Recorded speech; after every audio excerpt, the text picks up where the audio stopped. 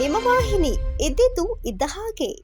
Prajwal Revanna pen drive ಹಂಚಿಕೆ ಪ್ರಕರಣಕ್ಕೆ ಸಂಬಂಧಿಸಿದಂತೆ ಇಂದು ನಾಗಮಂಗಲ ಜೆಡಿಎಸ್ ಘಟಕದ ವತಿಯಿಂದ ಮಾಜಿ ಶಾಸಕ ಸುರೇಶ್ ಗೌಡ ನೇತೃತ್ವದಲ್ಲಿ ಬೃಹತ್ ಪ್ರತಿಭಟನೆ ಹಮ್ಮಿಕೊಳ್ಳಲಾಗಿತ್ತು.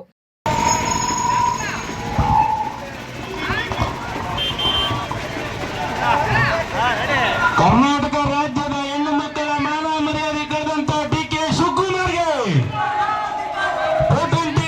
ಶಿವರಾಮೇಗೌಡರಿಗೆ ಈ ಪೋಟೆಂಟಿಗೆ ನಿಮ್ಗೆ ಎಷ್ಟಾಗುತ್ತೆ ಅಷ್ಟುವರೆಗೂ ನಿಮ್ಮ ಎಲ್ಲ ಆಸೆಯನ್ನ ಈಡೇರಿಸಬೇಕು ಅಂತೇಳಿ ನಮ್ಮ ತಾಯಿಯನ್ನು ಕೇಳ್ಕೊತೀನಿ. ಈ ದಿನ ನಮ್ಮ ಹೆಣ್ಣು ಮಕ್ಕಳ ಅಶ್ಲೀಲ ಚಿತ್ರಗಳನ್ನ ಪೆನ್ ಡ್ರೈವ್ ಮಾಡಿ ರಾಜ್ಯಾದ್ಯಂತ ಹಂಚಂತ ಈ ಪೋಟೆಂಟಿ ಡಿಕೆ ಈ ಸಾಲಕ್ಕೆ ಬರಕ್ಬಿಡಬಾರ್ದು. ಇದ ಕುದಂತ್ರಿಗೆ ಈ ಸಮಾಜಕ್ಕೆ ಹಳರಾಗಬೇಕಂತ ಹೇಳ್ತಾ ಈ ಒಂದು ಸರ್ಕಾರ ಈ ಒಂದು ತನಿಖೆಯನ್ನ ಸಿಬಿಐ ಕೊಡಲೇಬೇಕು ಅಂತ ಹೇಳಿ ನಾವೆಲ್ಲ ಒತ್ತಾಯ ಮಾಡ್ತಾರೆ. ರಮೇಶ್ ಅಣ್ಣ ಮಾತಾಡ್ತಾರೆ. ನಾಗಮಂಗಲ ಪಟ್ಟಣದ ಸೌಮ್ಯಕೇಶ್ವರ ಸ್ವಾಮಿ ದೇವಾಲಯದ ಆವರಣದಿಂದ ಬೃಹತ್ ಮಟ್ಟದಲ್ಲಿ ಜೆಡಿಎಸ್ ಕಾರ್ಯಕರ್ತರು ಟಿ ಮರಿಯಪ್ಪ ವೃತ್ತದವರೆಗೆ ಉಪಮುಖ್ಯಮಂತ್ರಿ ಡಿಕೆ ಶಿವಕುಮಾರ್ ಮತ್ತು ಮಾಜಿ ಸಂಸದ ಎಲ್.ಆರ್. ಶಿವರಾಮೇಗೌಡ ವಿರುದ್ಧ ಧಿಕ್ಕಾರ ಕೂಗಿ ಭಾವಚಿತ್ರ ಬೆಂಕಿ ಹಚ್ಚಿ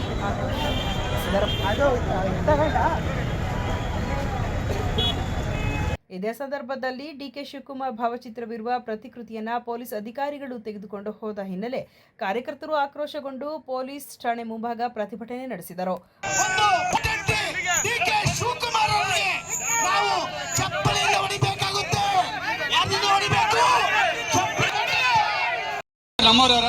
ಸುಮ್ಮನೆ ಅದನ್ನ ಕ್ಲೋಸ್ ಮಾಡ್ತಾರೆ, ಡಿಸ್ಟರ್ಬ್ ಮಾಡಿಬಿಟ್ಟು ಸುಮ್ಮನೆ 5 ನಿಮಿಷ ಮುಗಿಸ್ತೀವಿ, ಇಲ್ಲ ಅರ್ಧ ಗಂಟೆ ಆಯ್ತದೆ ಅಷ್ಟೇ. ದಯಮಾಡಿ ಪೊಲೀಸ್ನವರು, ನೀವು ಮನುಷ್ಯರು, ನಮ್ಮನೆ ನಿಮ್ಮನೆ ಎಲ್ಲ ಹೆಣ್ಮಕ್ಳವ್ರೆ. ಹೆಣ್ಮಕ್ಳನ್ನ ಮುಂದೆ ಮಡಿಕೊಂಡು ಅಧಿಕಾರ ಉಳಿಸ್ಕೊಳಕ್ಕೆ ಹೋಗ್ತಕ್ಕಂಥ ನೀಚ ಸರ್ಕಾರ ಬಹುಶಃ ಭಾರತ ದೇಶದ ಇತಿಹಾಸದಲ್ಲೇ ಇರಲಿಲ್ಲ ಅಂತ ಅನ್ಕೋತೀನಿ ನಾನು. ಹೆಣ್ಣು ಮಕ್ಕಳನ್ನ ಮುಂದೆ ಮಡಿಕೊಂಡು ಸರ್ಕಾರದ ಉನ್ನತ ಸ್ಥಾನದಲ್ಲಿ ಸರ್ಕಾರ ನಾನೇ ಅಂತ ಅನಿಸ್ಕೊಂಡಿರ್ತಕ್ಕಂಥ ವ್ಯಕ್ತಿಗಳು ಆ ಹೆಣ್ಣು ಮಕ್ಕಳ ಮಾನವನ್ನ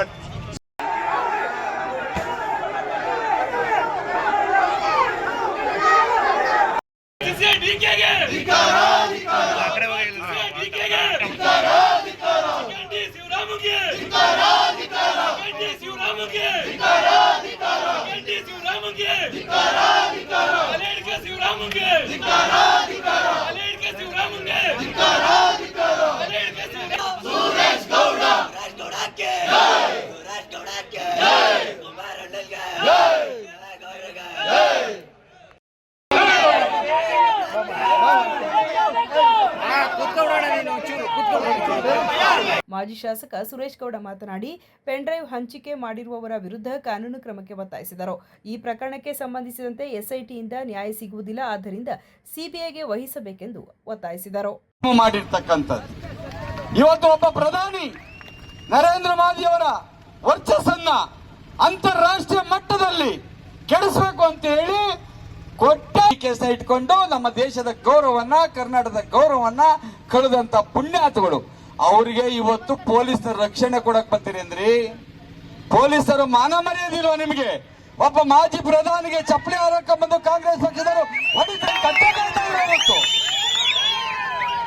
ಎಂತ ಮೂರ್ಖರು, ನಿಮ್ಮನ್ನ ಅಕ್ಕ ತೆಗೀರಿರುವ ಒಬ್ಬ ಮಾಜಿ ಪ್ರಧಾನಿ ಚಪ್ಪಲಿ ಹೊಡೆದಂತ ಸಂದರ್ಭ ಏನ್ ಮಾಡ್ತಾ ಇದ್ದೀರಿ ನೀವು? ಇವತ್ತು ಕಳ್ಳ ಒಬ್ಬ ಸಿಡಿಲಿಪು ಮಾಡಿ ಹಂಚಿರ್ತಕ್ಕಂಥ ದ್ರೋಹಿ ಮಂತ್ರಿ ಆಗವನೆ ಅಂತ ಒಂದೇ ಒಂದ್ ಕಾರಣಕ್ಕೆ ಅವ್ರ ಬುಡ್ಡನ್ನ ನೆಕ್ತೀರಾ ನೀವು ಇವತ್ತು? ಎಚ್ಚರಿಕೆ ಇರಲಿ, ಇದು ಸುರೇಶ್ ಗೌಡ ಇರ್ತಕ್ಕಂಥ ಜಾಗ. ನನಗೆ ವಯಸ್ಸು ಬರೋಕ್ಕಿಂತ ಮುಂಚೆ